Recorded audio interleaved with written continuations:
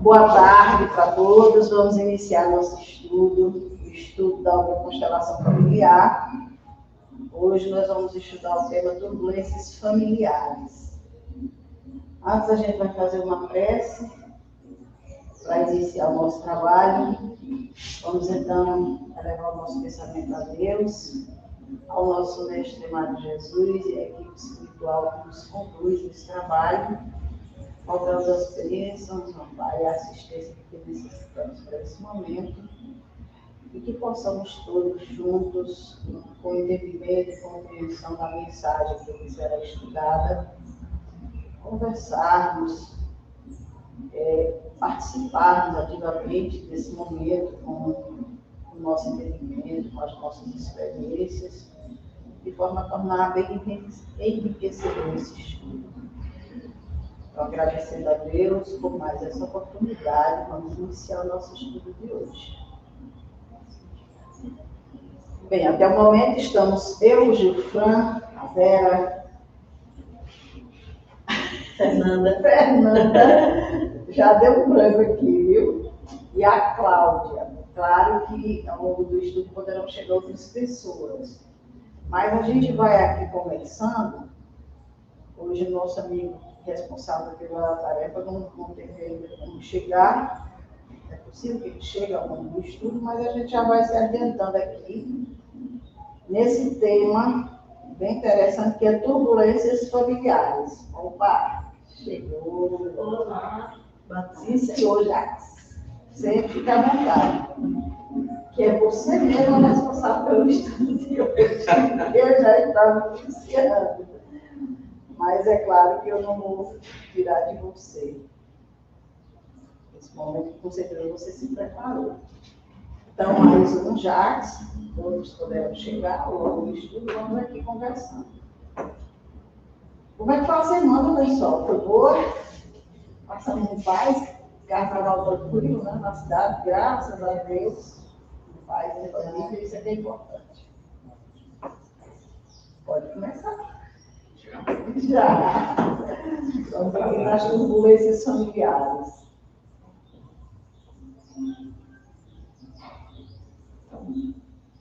Vou te pedir só para falar um pouquinho mais alto, que a gente está gravando, para a câmera captar a nossa voz.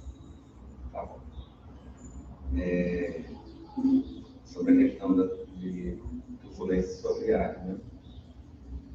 Então, aqui começa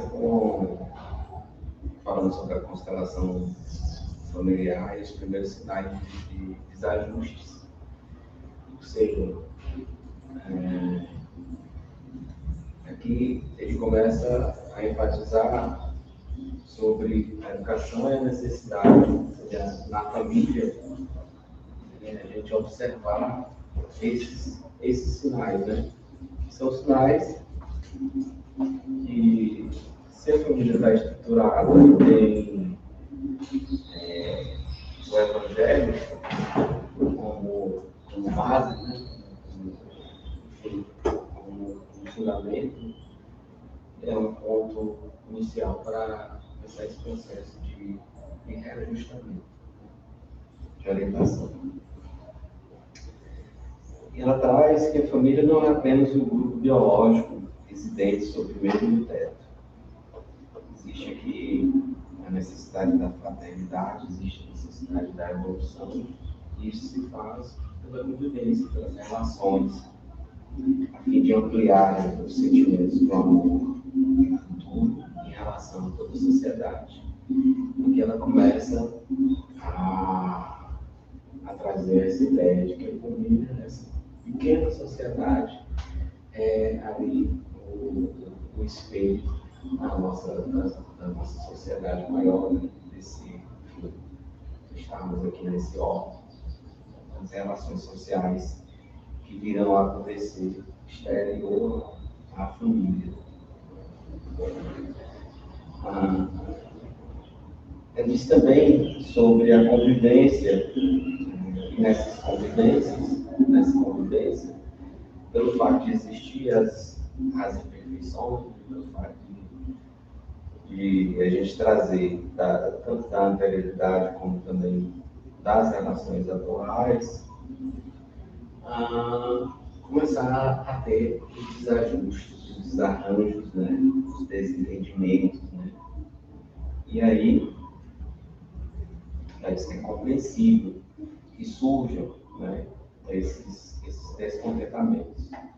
Que no seu início, eu estou falando aqui, mas você quer que eu fale logo tudo ou que a gente fale e vai quem quiser. Não, vamos conversando. Você pode. Então, eu vou soltar um 10 aqui e a gente já começa com vocês aí iniciando. Então, esses descontentamentos, esses desentendimentos, esses desarranjos iniciais, eles devem ser levados em conta, né? Porque, muito embora eles pareçam insignificantes, eles podem se tornar situações mais graves, né? E ela diz que se ampliam em forma de, enfim, de acusações surdas, injustificáveis e que culminam em situações que hoje a gente percebe na sociedade e se vê acontece na sociedade, lá fora, como a gente tem costume dizer, acontece dentro de casa, acontece dentro das famílias, né? Eu acho que a gente pode falar sobre essa parte inicial, que é bem uma introdução do que a gente vai tratar aqui. Eu acho interessante esse momento aí que ela fala, porque assim, um casal quando se reúne para viver, principalmente hoje que a convivência é muito pequena, é pouca, as pessoas não têm tempo de se conhecer verdadeiramente, ou o tempo que tem não se mostram como verdadeiramente são. Aí quando passa a conviver, essa convivência diária não há como se esconder, né? Claro que vai se revelar. Cada um vai revelar a sua maneira de ser, que às vezes choca com a do outro. Então, às vezes começa a existir alguns desentendimentos. Mas é justamente o momento, como ela é necessário, é o momento do ajuste, da conversa, do entendimento. Quando a gente não tem essa preparação para esse momento de conversa, de entendimento, de ajuste de situação, aí acontece com muita frequência, uma separação, uma ruptura logo em seguida ao casamento. Pouquíssimos casais que perseveram na relação, né? E eu nunca esqueci de uma situação, quando eu tinha uma livraria, uma pessoa estava na livraria, um rapaz, um jovem, com uma amiga, olhando um livro e outro entrou. E aí chegou para ele e disse, meus parabéns, eu ainda não fui visitar vocês, porque eu não tive tempo e tudo mais. Quando eu tiver um tempo, aí ele disse assim, não se preocupe não, já acabou. Aí ela disse, acabou o quê? Aí ele disse, não, a gente não está mais junto não. Aí ela disse, o quê? Vocês se separaram? Ele disse, não deu certo não. Aí ela disse, meu Deus. E eu sou muito curiosa, né? Eu estava próxima ouvindo aquela história. Aí ela disse assim, mas está com tão pouco tempo, não foi nem 2 meses que vocês viveram. Aí, pois é, não deu certo. Aí, na minha curiosidade, eu cheguei e perguntei para ele, vocês namoraram quanto tempo? Ele disse, 10 anos. Vocês namoraram 10 anos e o casamento durou 2 meses? Ele disse, pois é. Aí eu disse assim, mas me desculpa a intromissão, mas é porque eu sou curiosa mesmo. E você atribui isso a quê? Aí ele disse, ela era muito ciumenta, ela era muito possessiva. Aí eu, bom, vou ficar por aqui com a conversa, o pessoal está você aqui, eu não tenho outro lado para ouvir, mas interessante. Aí eu fiquei pensando, eu digo, veja como é difícil, né? Você convive 10 anos com uma pessoa, se preparando só para se encontrar naquele momento, ali só vai o melhor, né? Só vai os bons momentos. Aí vai conviver por 2 meses, esse relacionamento se acaba. E eu não conhecia essa pessoa, que ela era ciumenta, que ela era possessiva, ou sabe Deus o que também ela vai negar dele. Ou qual o grau de maturidade dessas criaturas para não conseguirem conviver, porque tem muito disso também, né? Eu conheço um caso bem parecido assim também, não? aqui da família, que foi essa situação, eles namoraram 9 anos. E aí se casaram e durou uma semana. Uma semana de casamento. Porque as questões do trabalho doméstico de cuidado. E de fato, uma coisa é você estar namorando, você tem uma louça para lavar, você não tem uma roupa para passar, você não tem uma conta para pagar em conjunto. E aí o caso foi porque parece que a mulher, enfim, trabalhava e ele também trabalhava, e ele chegou em casa zangado que ela não tinha passado as roupas dele. E começou disso daí uma grande briga, porque ela disse que não ia passar por ela tinha também trabalhado o dia inteiro, que era para ele passar, assim, mas eu estava acostumado que todo dia a mamãe arrumava minhas roupas. Eu falei, então eu vou pagar da sua mãe. Se você está reclamando que era um que tem. Aí foi, isso acabou o casamento. E acabou por causa disso. Depois de 9 anos de namoro, uma semana de casamento. E aí a gente vê, porque realmente o trabalho, assim, entra várias questões assim, de achar que é a obrigação da mulher, tem que fazer tudo pro marido, e quando vê ali que não é, que tem que cada um contribuir, aí isso gera vários desentendimentos. Somente no dia de hoje, mudou muito. Aquela história de a mulher, eu lembro da minha avó, a minha avó levava a toalha e a chinela dele para a porta do banheiro e ficava esperando para entregar para ele. Hoje em dia, não existe isso. Todo mundo com seu tempo, né? Cada um por si, eu costumo dizer lá em casa, cada um por si, Deus por todos. Cada um fazendo a sua parte, cada um com sua responsabilidade. Aí a criatura viciada numa situação e não houve uma conversa, mais interessante é isso. Não existe, nós vamos casar, mas a gente não trata da nossa realidade de marido e mulher. A gente casa ainda naquela ilusão de que vai ser assim o sonho encantado. E não se discute isso, não, vamos dentro do recado, mas só eu e você. Lá a gente vai ter que cozinhar, vai ter que lavar, vai ter que passar dias trabalhando, como é que vai ser? Quem vai ajudar quem, como é que vai ser? Então, se essas questões fossem discutidas antes do casamento, seria mais fácil. Aí se descobre quando está tudo por fazer, e se ninguém vai fazer. E aí a questão é grave, porque nessa hora um coloca que tem o fulano que fazia, tinha isso, tem aquilo, outro, né? É complicado. Nessa primeira frase desse primeiro período dela aqui, os primeiros sinais de desajuste são os pequenos crimes em relação à lealdade que deve existir entre todos os seus membros. É isso mesmo. Porque quando você está relacionando com alguém, você tem expectativas.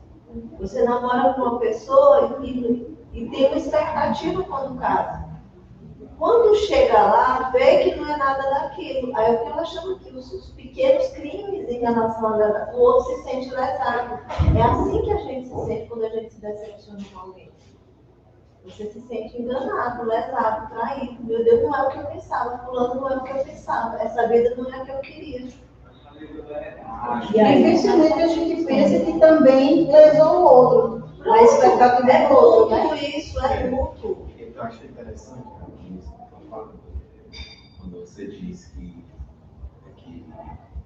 muitas vezes as pessoas não se mostram, demoram a se mostrar, né? É uma coisa mais ou menos assim. Eu não quis atrapalhar, mas eu só queria acrescentar que, na maioria das vezes, elas nem se conhecem. Elas não se descobriram ainda. Sim. Né? E em uma nova situação, elas começam a se descobrir. Né? E aí, infelizmente, como o texto fala, o diálogo, ele tem que existir. Por que ele tem que existir? Porque é a diversidade de pensamento, de cultura, de costume. Né? O outro é acostumado a mãe passar roupa, né? A outra é acostumada com as coisas dela e eles precisando, porque a atitude dela já foi mais assim, enfática, uma coisa fácil de escolher. Enfim, isso é um choque. E essas situações, elas são divididas como um diálogo, né? Eu acho que essas são situações mais extremas. E eu acredito que as coisas que, por incrível que pareça, quando a relação ela dura, sem isso ainda é pior. Porque você começa a construir não sei se a palavra é essa, mas formar, enfim, ou deixar que a pessoa construa o seu mental, e normalmente já com filhos, né, de forma equivocada. E aí é onde começa a aparecer essas outras questões, né? Da expectativa.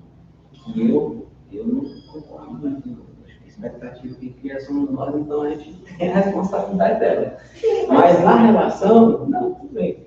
Mas na relação, no que o texto coloca para a gente, teoricamente, né, seria a gente observando esses pequenos crimes que ela a forma de enfatizar, né? São as situações pequenas que às vezes a gente não dá o devido valor, você não se apega, até como você falou, no cotidiano, de break, você não observa uma coisa ali que você entende significante, então aquilo que pode gerar outras situações mais ainda, né? Aí só para a gente adiantar, para colocar um pouquinho mais de ler na discussão, vem as insatisfações sexuais, né? Da sensualidade mental e física, que viceiam toda parte dos abusos das funções genéticas. Tem as relações que iniciam justamente por conta da questão sexual, né? De querer estar junto, de querer. E aí, quando você vai descobrir o outro, quando essa parte já não é tão. Já não é o carro-chefe da relação, já não conduz mais, aí começa os problemas. Fora o fato de a gente viver num mar de sexualismo, né? Desse tipo de situação, sexismo, né? Não sei qual é a expressão correta, que isso afeta desde a criança. E a gente vê criança, um exemplo, sem querer ser preconceituoso, e já sendo. A criança dançando músicas, né? Que tem essa conotação. E o pai e a mãe de graça. Até que ponto? Mas isso é ruim? Tá, mas existe um diálogo? Existe uma conversa? Existe um apoio? Existe um suporte? Será que realmente essa criança ela vai crescer e vai conseguir resolver algumas coisas? Vai conseguir compreender algumas situações? Né? Ou será que simplesmente isso aí é também tratado como uma coisa insignificante, corriqueira e faz parte da nossa sociedade? Eu achei interessante nesse momento aqui, que ela fala dessa questão do sexo no casal, é que muitas vezes a gente observa que as expectativas, vamos dizer agora, usar o termo expectativa assim, são diferentes. O imaginário de um é diferente do outro. Né? Muitas vezes a pessoa tem um imaginário muito colorido, ele da diversidade, de buscar, de estar, sabe? E casa com alguém recatado, alguém que não teve nenhuma educação nesse sentido, nenhuma informação. Eu já vi casamentos acabar, já tive conhecimento de relação que acabou, porque a mulher se sentiu profundamente agredida na forma como o marido queria a convivência sexual com ela. E ela disse que não tinha sido educada para ser daquela forma. Então, muitas vezes, acontece esses choques também. E quando o homem percebe que a mulher é dessa forma e vai buscar fora o que ele realmente quer, aí começa já esse desvirtuamento da relação. Ou quando a mulher vai buscar fora também. Ele, obviamente, não pode escapar, que é só o homem, não. Um dos dois não se sente atendido nas suas necessidades e diz, não vou mexer com isso aqui, não vou mexer com minha relação. Isso, de certa forma, é uma forma de agressão na relação. Você está violentando, sim, a relação, você está sendo infiel nessa situação. Porque o outro, principalmente no mundo como hoje, que existem tantas doenças sexualmente transmissíveis, sempre existiu, mas hoje tem umas que levam, inclusive, até a morte. Tem muita mulher aí sendo contaminada, tem muito homem sendo contaminado, porque alguém foi lá fora buscar uma relação desequilibrada. Contraiu lá uma doença e o outro estava confiante que estava tudo bem entre eles dois. Muita mulher com AIDS muito homem com AIDS, que contraíam com o parceiro.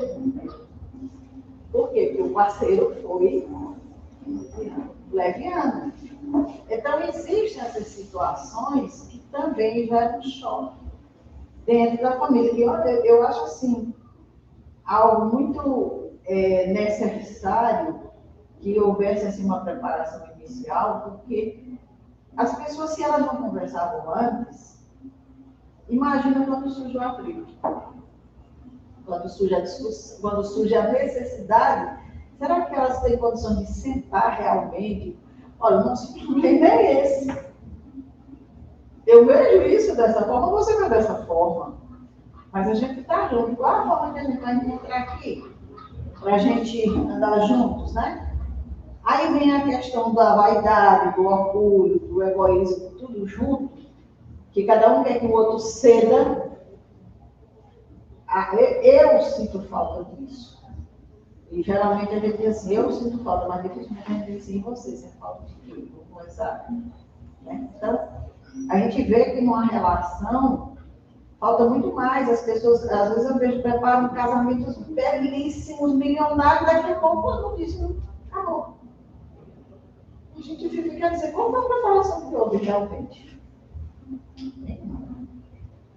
De sentar, de discutir, de conversar. Aí vem situação. Eu fico pensando nos casamentos antigos, que às vezes as pessoas nem se conheciam. Casamentos arranjados pela família. E esses casamentos duravam a vida inteira, meu Deus, duravam como? O que segurava essa relação? Porque a renúncia de um. Com certeza alguém aí estava se anulando. E a maioria das vezes a mulher. Estava, sabe, renunciando a tudo. A própria vida, né? A própria vida. É uma questão cultural. Porque a pessoa tinha sua vida lá fora. E acho que vocês lembram que era muito comum, e hoje está menos, mas ainda tem muito isso. Do homem ter amante. E até o segundo família. Era muito comum. Família ter amantes, porque quem eram as amantes? Eram as que eles realmente queriam procurar. Aquele casamento ali tinha sido por alguma contingência ali de família, de algum momento de alguma coisa dessa natureza. Mas na realidade, mantinha-se aquele casamento e lá fora deu minha vida do jeito que eu quero, com o homem. Mas a mulher em si, não, ela ia agora só ser aquela que tinha que zelar por ele, quando ele chegasse, cuidar dele, cuidar dos filhos, cuidar da casa, sendo lá mesmo. São as deslealdades, né, que ela falou aqui no começo. Essa falta de lealdade da parceria, da margem a tudo isso que ela vai falando depois. Começa com os descontentamentos, né? A história da louça, da familiar, das coisas. Aí isso vai gerando uma má vontade com o outro, que interfere na vida íntima. Aí o outro se sente mais enganado ainda, ambos. E aí daí ela diz, passa para as discussões desrespeitosas, né? E aí pronto, quando perde o respeito, quando tem o xingamento, não tem mais. Eu acho. Para mim, a coisa mais importante que tinha que debater para ver se vai para o casamento ou não é a divisão do trabalho doméstico. Não consigo chegar a nada mais importante do que essa pactuação, esse debate. De uma vida em comum. Antes de começar o casamento, para sair do namoro, para sair para o casamento, você tem que discutir sobre essa questão do trabalho doméstico, de cuidado, de como que vai ser essa partilha, quem vai ficar com o que cada um vai contribuir, e os filhos, como é que vai ficar a questão do filho. Acho que isso é o mais importante. Tem outras coisas que a gente pode ir afinizando ao longo de, eu prefiro lasanha, não, eu prefiro pizza.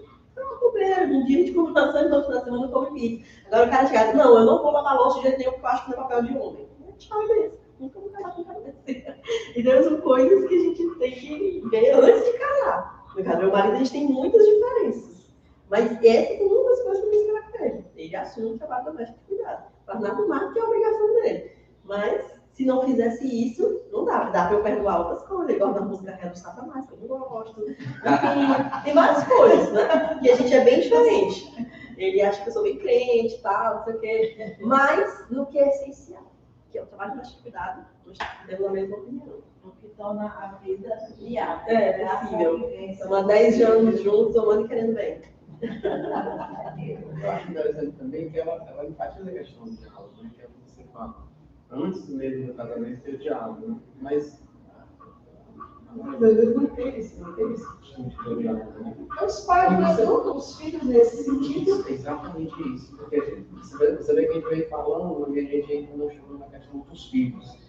Porque é um exemplo, né? E ele vai vivenciar o quê? Ele vai ter o quê? A discussão de quem lava a louça, ou de quem lava, né? Aquela coisa que é pior, é quando um está fazendo reclamando do outro. Né?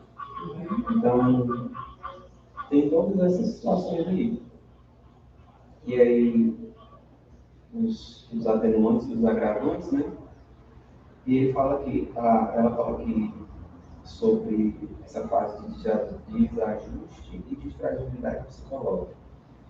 É que surgem as brechas morais para crimes mais graves, entre os quais abortamento hediondo, feito de maneira cruel e sensível, muitas vezes a mulher frustrada, não podendo descarregar a ira do homem, que ainda não direciona toda a sua margem no ser informação para não ter que carregar a herança da própria leviandade. E aqui, quando eu li isso aqui, eu lembrei de uma reunião que a gente teve, e que como foi comentado, né, porque a parceira tinha os filhos, mas era direcionado a um filho separado, para o povo. E isso acontece muito com o amor, quando o homem não quer, que o homem sai, a mulher fica numa situação difícil. E até parece que isso, não entrando no mérito em si, mas até parece que resolve, mas no fundo não, cria muito mais problemas, além do problema principal, né? Que a filosofia ela fala. Mas cria muito mais problemas psicológicos. Tanto para ela quanto para o relacionamento que às vezes também acaba. É muito complicado. Quando você não, de verdade, você não se conhece, você não se descobre.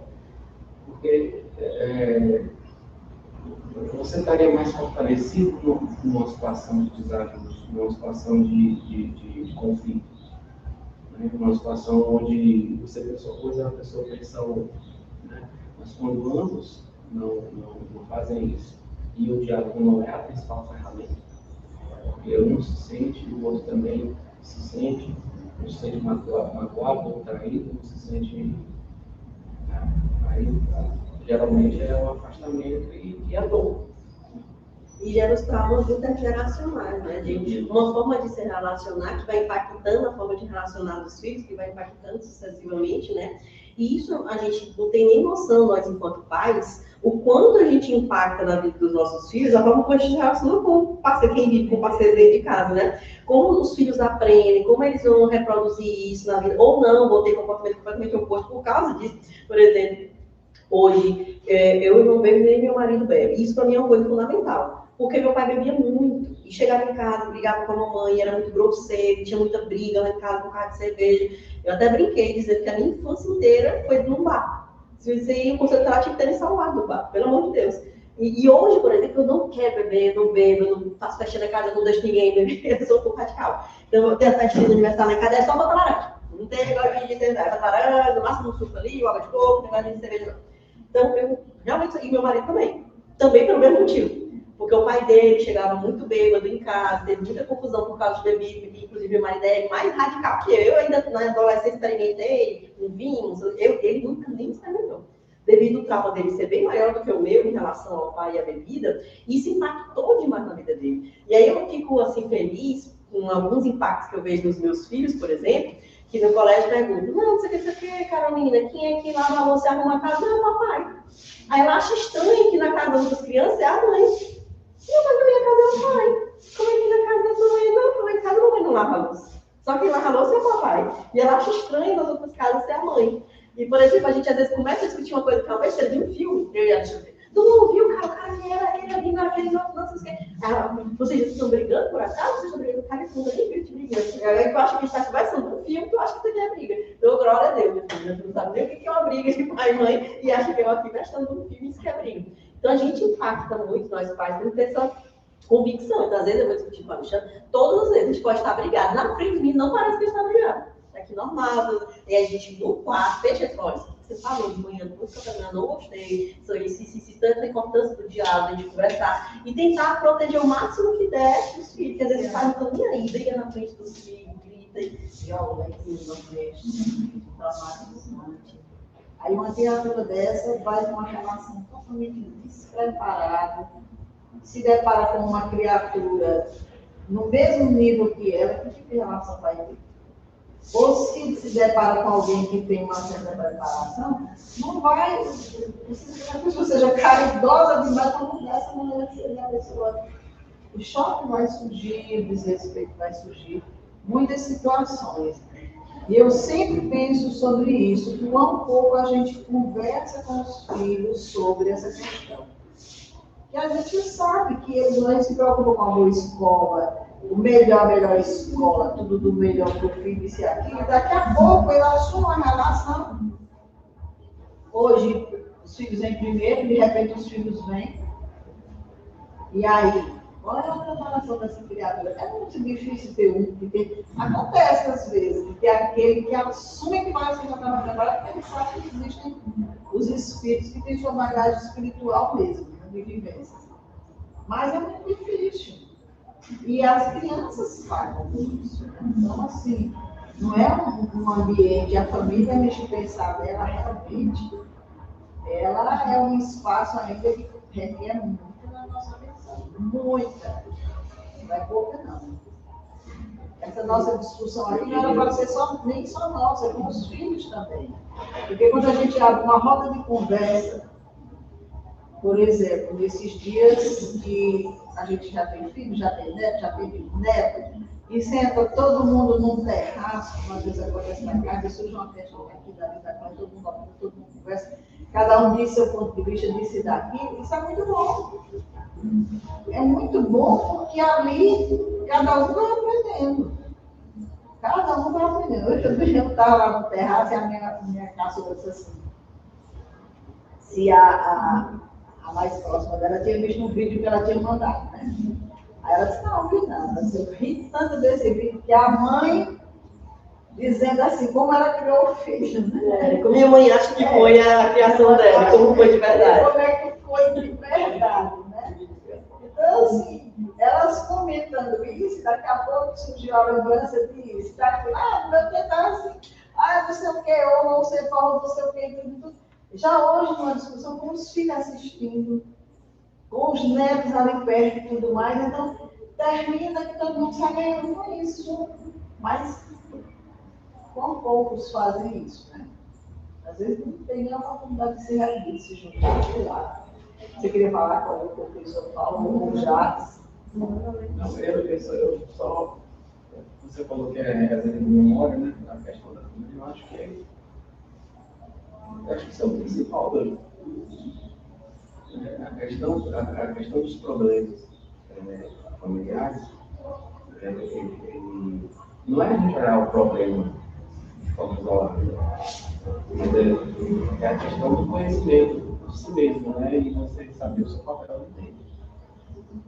Eu acho sim que, na verdade, é negligenciado mesmo. Eu acho que poderia ter até mais momentos nesse sentido, porque é uma forma de você conversar sobre o que de verdade acontece, o que de fato acontece. Não que, por exemplo, você falando sobre o Evangelho, sobre os valores morais, a gente não estaria falando sobre o que acontece no nosso dia a dia, mas a gente teria que esperar que a pessoa fizesse esse tipo de relação. Só que a gente conversando de forma direta, né, trazendo esses problemas assim, de forma direta, essas situações, e a melhor forma de lidar com tudo isso, né? É bem relevante. Porque eu entendo que tudo que acontece na sociedade tem uma origem, tem uma fonte, e não tem outro lugar para ser, né? É na família, é na nossa família. Porque a gente tem esse costume de falar da sociedade como se a gente não tivesse inserido nela. A gente tem o costume de falar de outra família como se a gente não tivesse a nossa. Né? A gente está sempre se colocando a parte do que a gente está comentando. Isso diz mais da gente. Eu acho interessante, hoje como a vida, existe um ditado antigo, né, que diz que o mundo ensina. Hoje, a gente fica vendo quantos jovens estão saindo de casa, vão morar fora para estudar, necessidades tudo, né? E que muitas vezes vão encarar uma realidade totalmente diferente daquela que eles vivenciaram. Eles vão ter que cuidar da roupa deles, eles vão ter que cuidar da comida deles, eles vão ter que ser dono da vida deles. E aí eles começam a aprender lá fora o que não aprenderam em casa. Aí se encontra com alguém que também está vindo para essa mesma situação, que também vive essa mesma situação, juntos os dois. E aí cada um no seu aprendizado, cada um contribui com a sua parte, parece que já começa a haver assim, um pré-entendimento antes da relação de fato, porque o casamento é isso. Então você está convivendo com uma pessoa, né? E de repente fica tudo muito bem resolvido entre eles. Eu tenho visto casais dessa nova geração bem interessantes, onde as crianças é responsabilidade dos dois, todos os dois ajudam. Se um está trabalhando, o outro está cuidando, quando o outro chega, já está aí, já estou saindo, pegue aí, pronto, e que cada um se responsabiliza. Então parece que a vida vai se encarregando de ir direcionando os aprendizados que a gente não fez em casa. Essa é a sensação que eu tenho de outro que tenho visto por aí. Meu marido foi fazer um arroz. Ele casou comigo, nada, nenhuma coisa. E aí ele passou a conviver, você vai aprender. Hoje tem YouTube, hoje tem outro vídeo aí, você aprende, fazer um arroz, fazer um feijão. Você vai aprender a fazer um monte de coisa, sabe desmontar um montador todinho, como é que você sabe fazer um feijão. Então, você vai aprender a fazer o feijão. Então, eu acho que, inclusive, a gente tem que incentivar que as relações sejam dessa forma, o mais equilibradas possíveis, para que as mulheres não sejam, historicamente, dividindo, já é sobrecarregada. Imagine se não dividir. Né? Porque na casa a gente não tem babá, não tem empregada, não tem pai, não tem mãe que mora com a gente, não é só eu, meu marido e 2 filhos. Cada um tem uma rotina completamente diferente e caótica, né? Então, tem terapia disso, psicólogo, terapia ocupacional, não sei aonde, tem que levar para o psicopedagogo, aí tem que levar não sei para onde. Todos eles têm essa rotina. Eu trabalho num lugar, eu trabalho no outro, só é um carro. Tem que pegar um, na hora que eu chego, eu faço almoço, dia que ele faz almoço, todo dia eu faço almoço, dia que ele dá aula de manhã, eu faço almoço, dia que eu dou aula de tarde, às vezes eu vou fora de tarde, às vezes eu vou fora de manhã. Então, se não for essa parceria, como é que dá certo? Não dá certo. Precisa que os casais aprendam a ser parceiros, a dividir, para que não fique só mulheres sobrecarregadas, como eu disse, anulando uma vida, né? Abrindo mão de uma vida. Eu estudei, meu marido estudou também, ele fez mestrado, eu fiz também, e um vai ajudando o outro, né? É para ser assim, mas infelizmente não é assim, muitos casais. E aí a gente falou de toda essa rotina, de toda essa situação, e aqui o texto diz assim, quando a gente instala no lar uma atividade evangélica, né? Pode dizer que só não tem problema. Quando a gente instala no lar, como por exemplo o Evangelho no lar, né? A gente está dando uma oportunidade para que a família converse, porque a sua é uma exceção, né? A minha é uma exceção, a gente já tem esse diálogo, mas eu já percebi na minha que o Evangelho foi um grande diferencial, né? Justamente por isso. Para esse diálogo, etc. Hoje em dia, a mais nova diz assim, hoje é mulher, né? Tem. Ela quer participar da conversa e tal, e depois da mulher. Então, quando você começa a inserir esse exemplo aqui, né? Então, uma evangelho lá, você está oportunizando o diálogo, as opiniões, ao filho se expressar, dizer o que ele gosta, o que ele não gosta. A gente vai chegar nesse estágio e dizer assim, sabe, estava fazendo isso, né? Não é bem isso que está entendendo. E aí avança para o diálogo normal, não necessariamente você sentar para fazer o evangelho. É importante esses momentos de estarmos juntos, em si, e tudo mais lá em casa, a gente faz questão de se juntar antigamente era para brigar. Para brigar, para beber. Aí cada a gente faz questão de café da manhã, o almoço e a janta. Todo santo dia a gente almoça todo mundo junto. Almoça, janta, toma café todo mundo junto, todos os dias, de segunda a segunda. E aí o pau de bico que eu tive com o meu marido essa semana foi porque as taxas dele tá tudo alterado, ácido úrico alterado, colesterol alterado, tudo ruim, né? O meu não tá, o meu tá ótimo, perfeito. Mas mesmo assim, me propus a entrar na dieta com ele para apoiá-lo na gente melhorar a alimentação. E aí ele tá chateado comigo porque eu tô fazendo mais salada todo dia para melhorar a alimentação dele e tudo mais. E ele não come. Aí foi um motivo da briga. Não, eu tenho que comer, mas eu não quero salada. Eu até inventei um molho de que gosto de manjericão. Fiz um molho à base de manjericão com iogurte desnatado para tu comer. Não, não gosto disso aí, não comer, não fiquei danada por ele. Aí ele disse que a partir daquele dia não ia mais almoçar com ninguém. Que ia deixar nós almoçar sozinhos, que só ia almoçar depois que todo mundo almoçasse, ele almoçar só. E eu não ficar brigando com ele pra ele botar tarde com aquele outro. Ah, meu Deus, foi meio muito grande.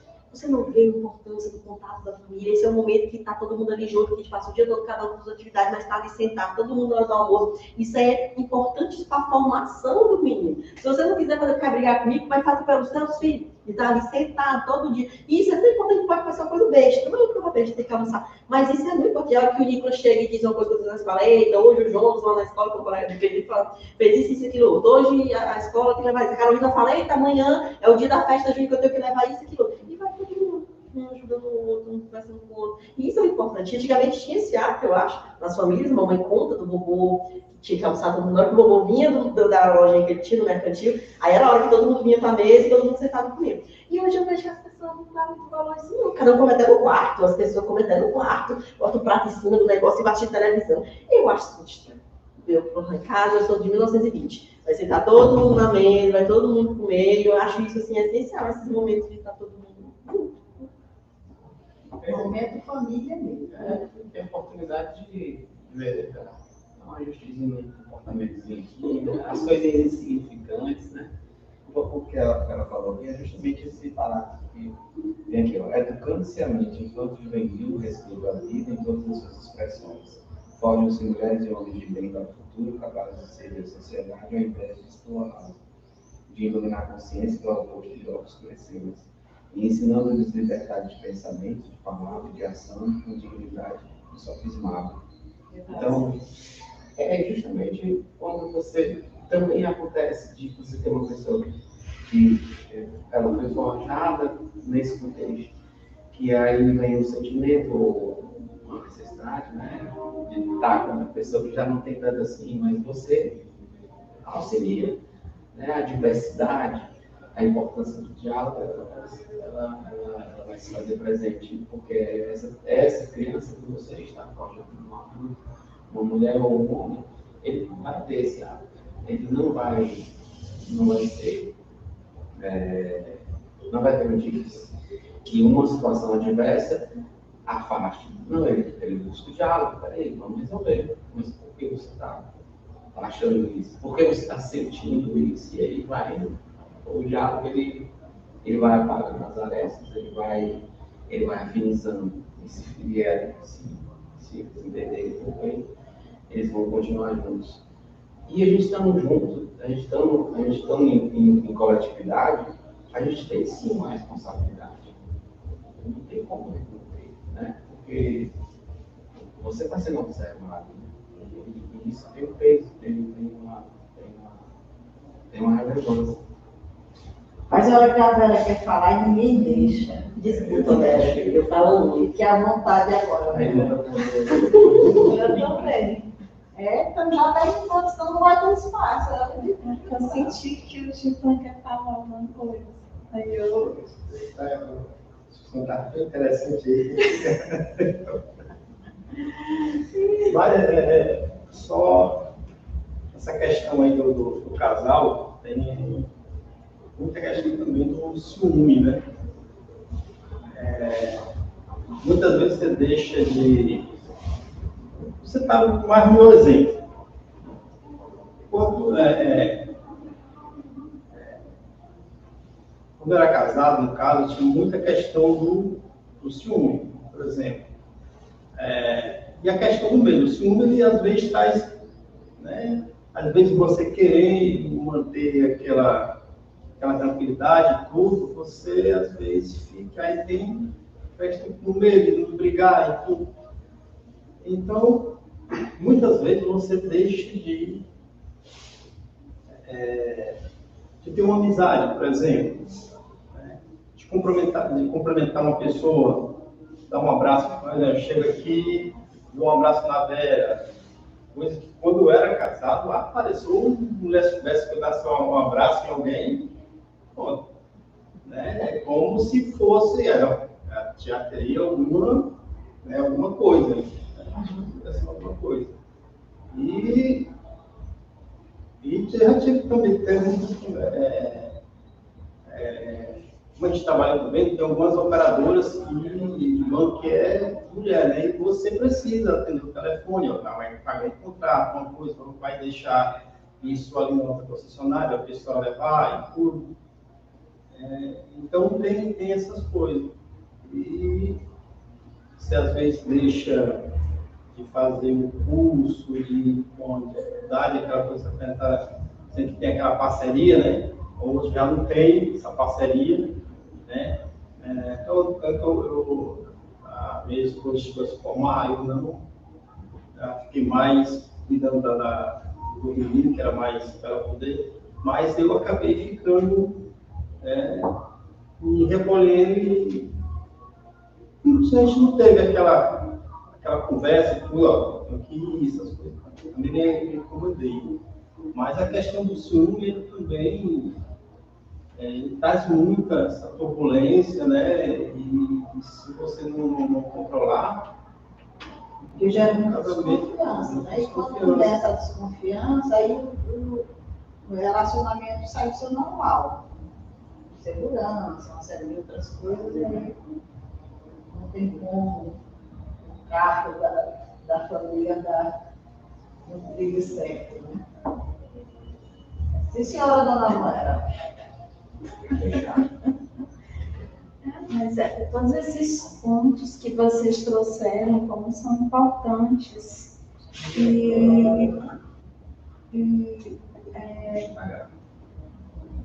Trazendo por fim, lá para a fala de vocês, trazendo já a questão do Gilfran, é interessante nós entendermos que os relacionamentos, eles não são para nos aprisionarmos. Eles não são. Então, ninguém perde sua individualidade. E, antigamente, a gente via muito isso, né? Se anulava em prol do outro. Como se fosse algo que, talvez, na época, fazia sentido. Mas, hoje, a importância desse respeito de consigo, né? Da sua individualidade. A questão do casal, de compartilhar essas vivências e não perder as suas percepções, as suas formas de enxergar e de lidar com a vida. E um outro ponto importante é a questão de esperarmos do outro, né? A expectativa. Apesar de ser uma responsabilidade, mas isso não faz com que eu não crie expectativa em relação ao outro. Nós criamos expectativas. Somos seres que em todo momento estamos nessa, de sempre estar, por mais que as evidências estejam ali, mas a gente ainda vê de forma, pode ser que aconteça isso, pode ser que seja diferente. E aí a importância desse diálogo, que foi tanto falado, tanto exposto, como é interessante conversarmos, como é interessante entender que isso ainda é o método mais ideal para o mundo, é o diálogo. E tudo que possa ser usado para fortalecer ou para desenvolver esse diálogo é importante. 2 semanas atrás tratamos do Evangelho, a Cláudia falou do momento do Evangelho no lar. E dentro do conteúdo trazia outras possibilidades, uma leitura de uma outra obra, de uma discussão de um filme, né? Você falou da questão do filme, então tantas possibilidades que há para desenvolver, para dar início a esse pontapé inicial numa conversa, e às vezes nós perdemos essas oportunidades, nos calamos, nos fechamos, e a vida vai passando, cada um por si. E é interessante a gente perceber esse cenário que nos convida para esse diálogo, que é exatamente o que está acontecendo aqui nesse momento. Como é importante. Sim. É verdade. É porque ela fala bem no começo do texto que a família não é. A família não é um grupo biológico que reside no mesmo tempo. Isso aqui é muito significativo, porque tem muitas pessoas no mesmo grupo biológico, vivendo no mesmo teto, que não estão construindo uma família.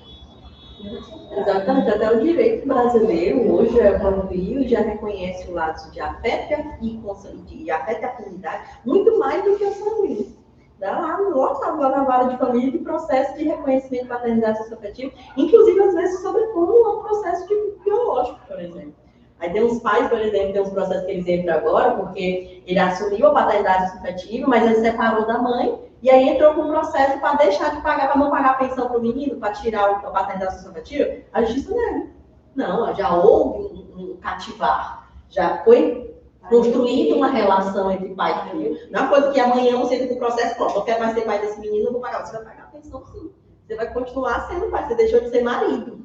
Você não vai deixar de ser pai. Porque o afeto e a afinidade foi construída ali naquela relação. Olha aí como essa fala dela aqui é pertinente, porque o tema é muito abrangente e ela foi se obrigada a sintetizar. Mas ela coloca essa questão aí dessa alternância de atitudes das pessoas dentro dos relacionamentos. Né?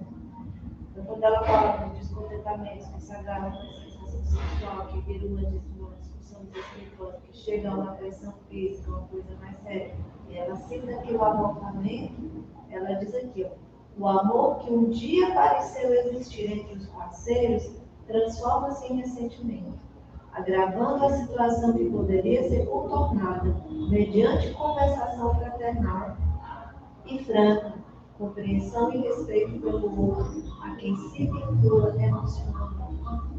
Ou seja, é todo um conjunto de desentendimentos que esfacela todo esse processo aqui que ela está citando, que é o que define a família. Eu acho assim, que a turbulência, né? Pode ter um olhar mais claro para os espíritos. Essa fase que você trouxe aí, sobre a família, o meu lugar de reconexão, né? De reajustamento.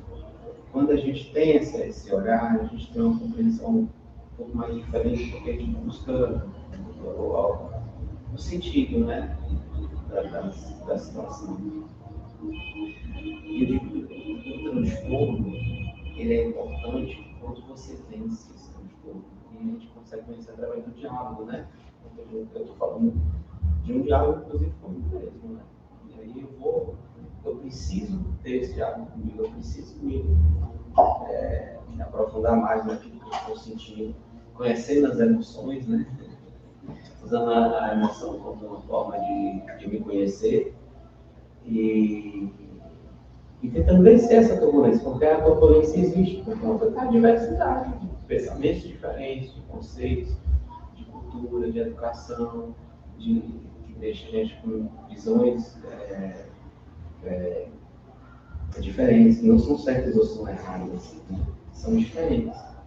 E a turbulência, ela faz com que provoca essa necessidade do ajuste, desde que ele tenha esse olhar. Mas quando você simplesmente desiste, você não tem essa ferramenta do diálogo, e você não tem esse suporte, que pode ser qualquer outro suporte, que eu não estou dizendo que a filosofia está com a verdade, mas é uma forma de você, filosofia espírita, mas é uma forma de você também conseguir entender, né? Você está em família, você está na coletividade, no grupo social, existe o transtorno, existe a divergência, então existe uma necessidade de você mudar o olhar sobre aquilo, né?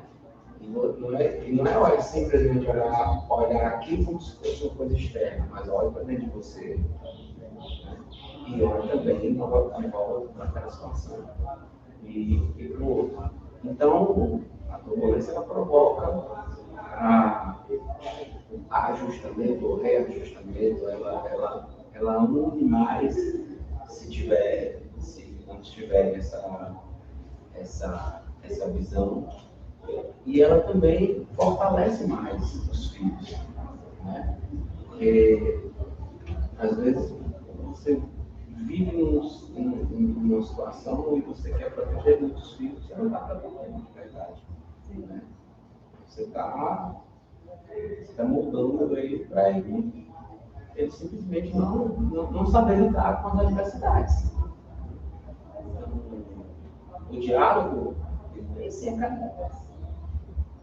No sentido de, todo diálogo ele é fofo. Não. Tem diálogo que ele é necessário, ele é duro, mas ele é necessário. E aí, é isso. No geral, da mensagem. A intenção da situação não tem efeito, né? Se fazer. Foi muito bem, muito boa a discussão. Deu para a gente extrair um pouquinho da mensagem da Joana. A gente faz a leitura do texto, que cada um lê, entende. Aqui a gente é mais para discutir nossos pontos de vista. E é isso que a gente faz aqui todo domingo às 17 horas, estudando essa obra de constelação familiar. Então vamos fazer a nossa prece final para encerrar. E eu vou pedir para o Jacques encerre com a prece. Quem foi encarregado do tema fazer a prece final na vida dessa?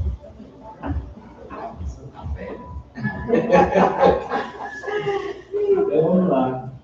Vamos compartilhar esse momento, vibrando com boas energias para todos que aqui estão presentes, encarnados, desencarnados, agradecendo sempre a espiritualidade de amigos, trabalhando bem, nos oportuniza o aprendizado. Desejando, nessa semana que se inicia, muita luz, muita paz para todos nós, que a gente possa ter a coragem de colocar em prática no nosso dia a dia, todo mundo aqui aprende, graças a Deus.